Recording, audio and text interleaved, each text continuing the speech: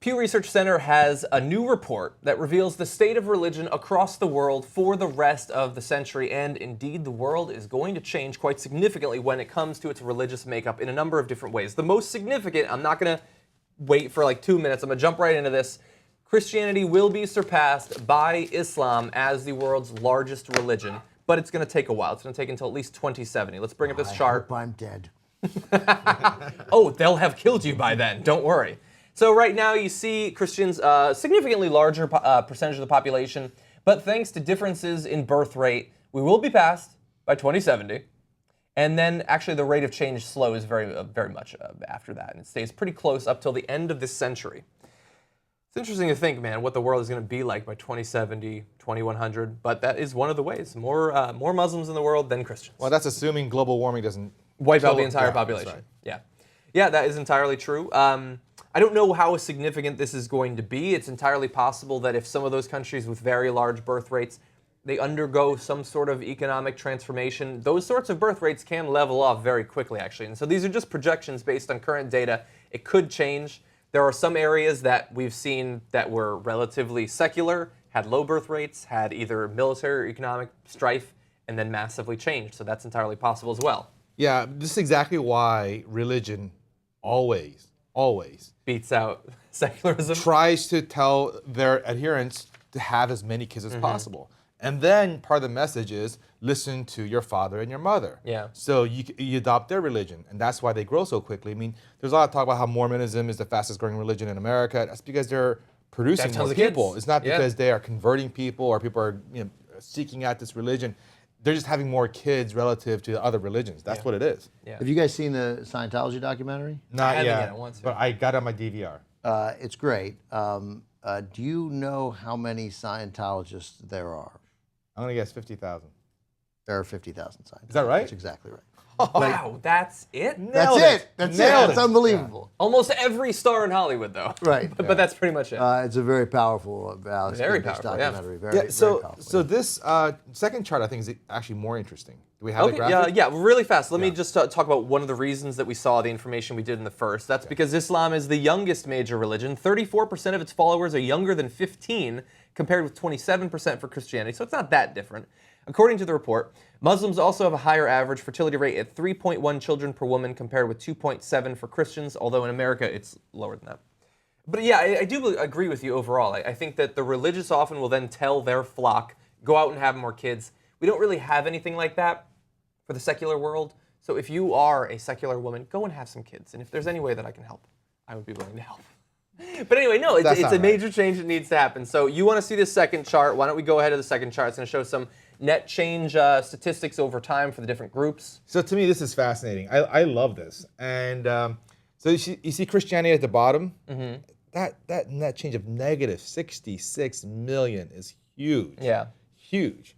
And my theory as to why Christianity is losing more people than some of the other religions is that Christian nations have achieved more economic stability so far.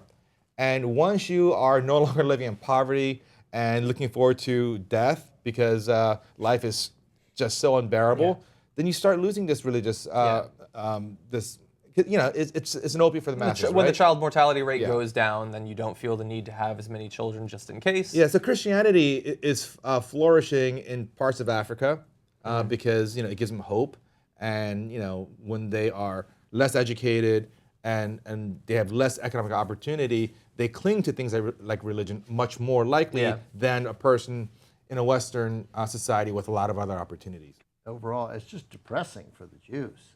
I mean, look at the numbers. We're talking, those are Hindu numbers. Hindu, nobody's Well, but Hindu. I mean, overall, it means that largely they're going to stay the same size as they are now. Stable, yeah. Yeah. But they're cut in half. Look at them. They go from switching in versus switching out. Yeah, twice as many switching out than switching in, This for whatever it's worth, this doesn't count like cultural Jews. Right. Like Yeah, you have it's to be religiously observant. observant. I would not be counted in this list. Yeah. Let's talk about that briefly, because there are some other... Because Hannah said, happy Passover to me. And I responded, I think, with what you say on Rosh Hashanah. Perhaps Good Friday. She was like, "Wow, you're a worse Jew than I am." So interestingly, there will be more Muslims than observant Jews in the U.S. by 2050. So again, quite a while off. France, Britain, and the Netherlands will no longer be majority Christian by 2050 as well.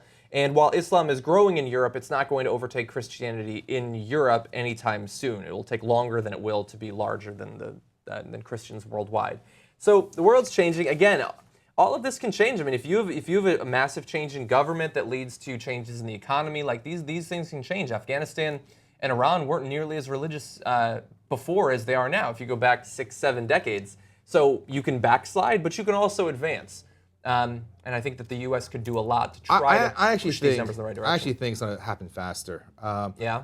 I think it's not a gradual decline. It's going to hit a tipping point, and then people are like, I'm done with this. For Christianity, you're saying? Definitely for Christianity, and even for every major religion. I mean, as the population and a society starts to stabilize, and there's more access to information and opportunity, they don't need it. They just don't need it. It doesn't become the driving force of and their even identity. the so-called self-proclaimed Christians, they don't really believe what they think they believe. In fact, they don't even know what they believe. Right? Are you Christian? I don't even know. I mean, I was raised Christian. You were, yeah. Yeah.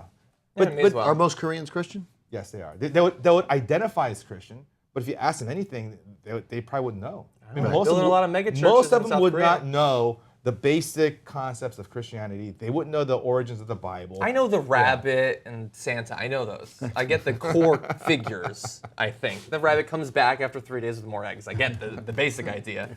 How angry are Christians watching right now? I share your hope that that's how it's going to go. We'll see. The world has to be more stable, militarily, economically, socially, politically, and then you get that sort of progress.